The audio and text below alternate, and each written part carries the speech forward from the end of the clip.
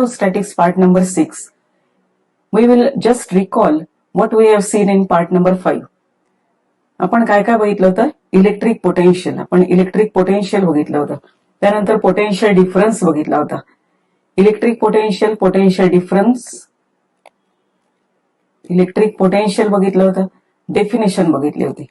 Definition आणि meaning आणि त्याचा फॉर्म्युला पण तुम्हाला दिला होता. त्यानंतर पोटेन्शियल डिफरन्स, त्यानंतर यांची एसआय युनिट्स आणि झिरो पोटेन्शियल आणि अर्थ पोटेन्शियल आपण कन्सिडर केलं होतं. Zero potential. We measure all the electric potential with respect to earth potential. Now we will derive the expression for electric potential due to different object at certain point. So let us move towards the next article. Electric potential due to, आता याच्यामध्ये 3 different objects आहेत. One is point charge, म्हणजे हे एक expression आहे. The second due to electric dipole.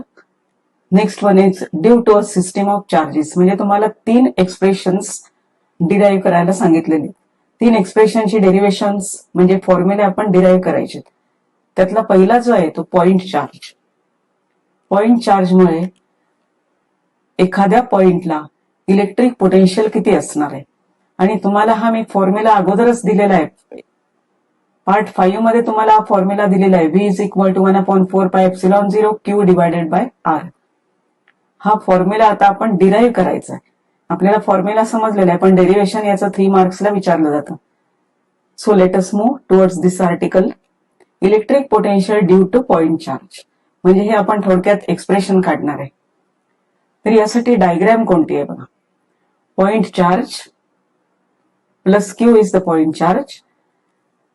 Then at certain point we have to derive at point A, that is at a distance R. Here we have to derive what is the electric potential. आता तुम्हाला हा formula अगोदर समजलेला आहे. V equal to काय येणार आहे. Suppose this charge is in air medium 1/4πε0 charge Q upon distance of a point from the charge, म्हणजे Q अपॉन R येणार. तर हे डेरिव्हेशन महत्वाचं आहे. फॉर्म्युला तर आपल्याला लगेच पाठ होतो कारण ई आणि व्ही चा फॉर्म्युला मी तुम्हाला कम्पेअर करून सांगितला होता. आता यामध्ये क्यू हा चार्ज ओ या ठिकाणी ठेवलेला आहे. पॉइंट ए आहे तो आर या डिस्टन्सला आहे आणि या क्यूचं इलेक्ट्रिक फील्ड कसं असणार आहे. अवे फ्रॉम द चार्ज आणि हे आउटवर्ड रेडियल फील्ड असणार आहे, म्हणजे असं सगळ्या बाजूने असणार आहे. तुम्हाला हा पॉइंट लक्षात ठेवलाच पाहिजे कायम.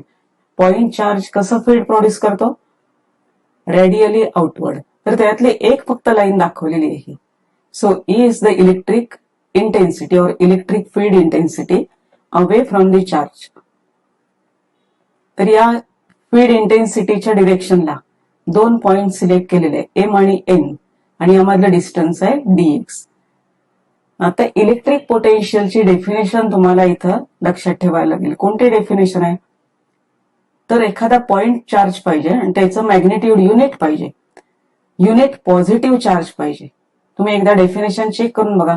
Work done by displacing unit positive charge from infinity to the point where the electric potential is to be determined.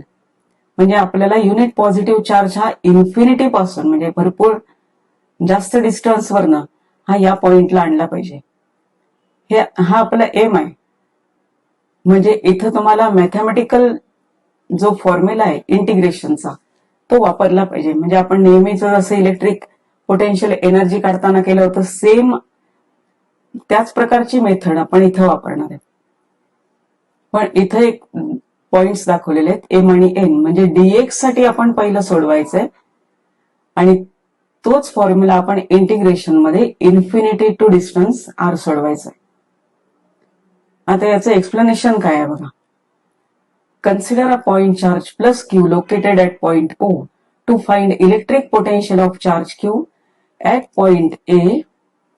It is need to find work done by unit positive charge. आपल्याला work कशाचं पाहिजे. Unit positive charge. Unit याचा अर्थ आहे 1. Unit positive charge in displacing from infinity to point A. This is the डेफिनेशनच इथं वापरलेली. आता यामध्ये हा पॉइंट किंवा work done by unit positive charge कसं मिळवायचं आहे, तर वर्कचा पण तुम्हाला फॉर्म्युला माहिती आहे. So see the next step. This work is independent of path chosen. हे सुद्धा मागच्या वेळेला सांगितलेलं आहे. To find work consider M B N intermediate point on the path O A to infinity.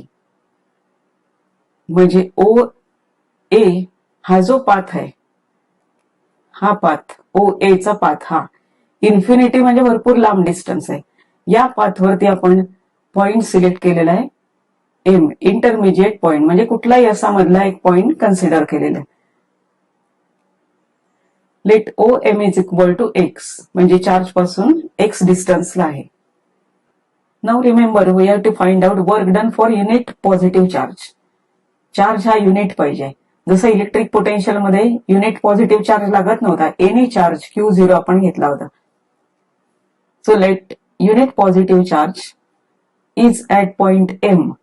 The electrostatic force between Q and unit positive charge is.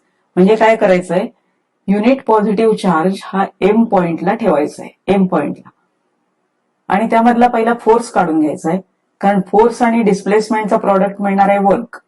So to find out first force.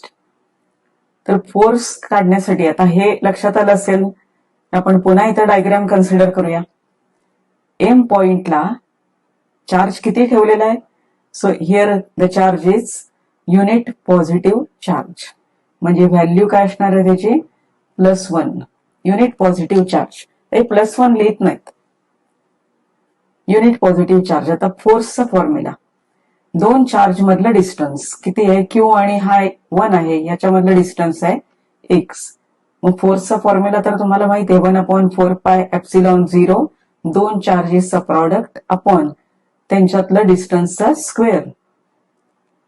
So F is equal to 1/4πε0 Q upon X square, कारण Q into 1 येणार आहे, divide by X square. So see the next. Let unit positive charge is displaced through infinitesimal displacement. What is mean by infinitesimal? Infinitesimal म्हणजे very small. Infinitesimal displacement dx, that is from m to n. This is a infinitesimal displacement. म्हणजे हे खूप लहान displacement आहे.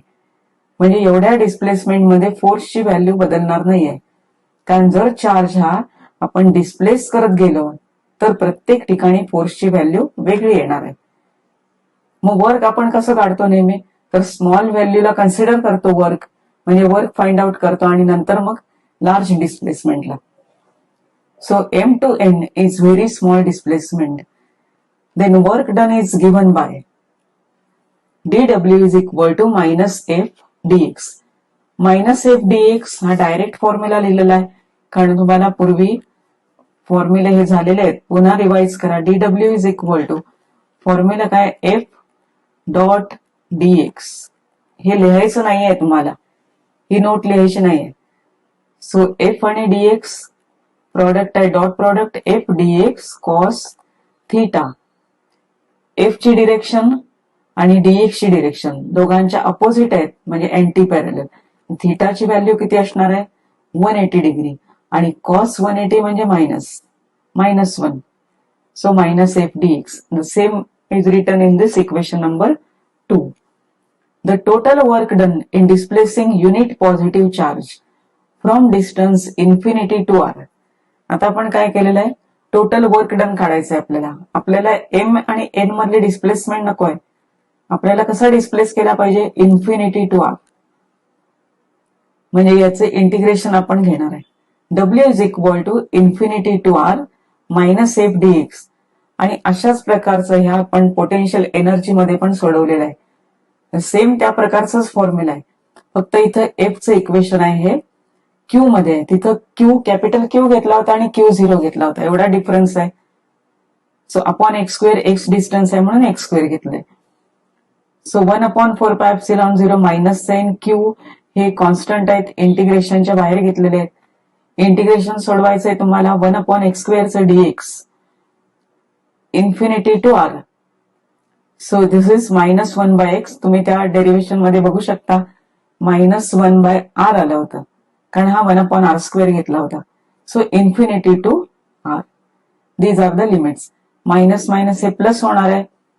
Infinity 1/∞ 0 म्हणजे फक्त ही एकच value घालायची आहे x या ठिकाणी. So the expression is 1/4πε0 q/r. Equation number 3.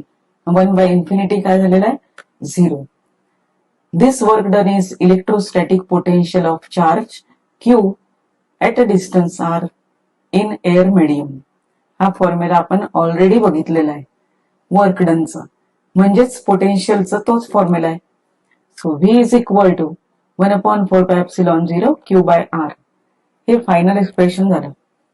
समजा आता q निगेटिव्ह असेल तर फॉर्म्युला काय येणार? तुम्हाला ऑलरेडी माहित आहे v स्केलर क्वांटिटी आहे. Potential difference is also scalar quantity. Then electric potential energy is also scalar quantity. मग जर मायनस असेल तर डिरेक्शनचा प्रश्न येत नाही, चार्जची व्हॅल्यू मायनस येणार. If q is negative then V is equal to minus, म्हणजे हा मायनस साइन इथं असतो त्याच्याऐवजी इथं लिहिलेला आहे. Also when r is equal to infinity V is 0. हे आपण 0 पोटेन्शियल मध्ये बघितलेलं आहे. ते इथं पण तुम्हाला दिसेल. आर ची व्हॅल्यू इन्फिनिटी घातली, 1/∞ काय येणार? 0 येणार. So V is 0. तर हे एक्सप्रेशन महत्वाचं आहे. डेरिव्हेशन किंवा एक्सप्रेशन तुम्हाला हे 3 मार्क्स साठी विचारलं जातं. तर हा फॉर्म्युला आलेला आहे electric potential due to point charge. लक्षात ठेवा, कारण एक्सप्रेशन मध्ये ज्या वेळेला क्वेश्चन विचारला जातो एक्सप्रेशन वरती त्यावेळेला पॉइंट चार्ज आहे, हा इलेक्ट्रिक डायपोल आहे का सिस्टीम ऑफ चार्जेस आहेत, हे तुम्हाला पहिलं बघितलं पाहिजे. So this is due to point charge. आता हे एक्सप्रेशन तुम्हाला ई सारखं पण दिसतंय. q/r² घेतलं की ई होणार आहे, कॅपिटल ई, आणि आर असेल तर तो पोटेन्शियल होणार. पण इलेक्ट्रिक फील्ड इंटेन्सिटी ही व्हेक्टर क्वांटिटी आहे, त्याला डिरेक्शन ही द्यावीच लागते. जर मायनस चार्ज असेल तर टुवर्ड्स दी चार्ज येतं डिरेक्शन ऑफ इलेक्ट्रिक फील्डची, आणि प्लस असेल तर अवे फ्रॉम दी चार्ज येतं. पण व्ही मध्ये हा असा काहीही प्रकार नाहीये. व्ही मध्ये जर चार्ज मायनस असेल तर तुम्हाला मायनस साइन लिहायला लागेल, -v, किंवा चार्जच्या बाजूला तुम्ही मायनस साइन लिहा. पण इलेक्ट्रिक फील्ड इंटेन्सिटी मध्ये काय केलं जातं? डिरेक्शनशी तुम्हाला विचार करायला लागतो, म्हणजे डिरेक्शन सांगायला लागते. मॅग्नेट्यूड मध्ये तोच येणार आहे फॉर्म्युला q/r². हा जो आहे तो कॉन्स्टंट आहे. 1/4πε0 ही कॉन्स्टंट टर्म आहे. ही टर्म तुम्हाला ई मध्ये सुद्धा मिळणार आहे आणि व्ही मध्ये सुद्धा मिळणार. फक्त व्ही मध्ये निगेटिव्ह चार्ज असेल तर मायनस साइन म्हणजे निगेटिव्ह पोटेन्शियल येणार, पण ई मध्ये हा निगेटिव्ह इंटेन्सिटी येणार नाहीये. Electric intensity towards the charge, direction फक्त सांगायला लागते. त्यानंतर आपल्याला नेक्स्ट व्हिडिओमध्ये electric potential due to dipole बघायचंय.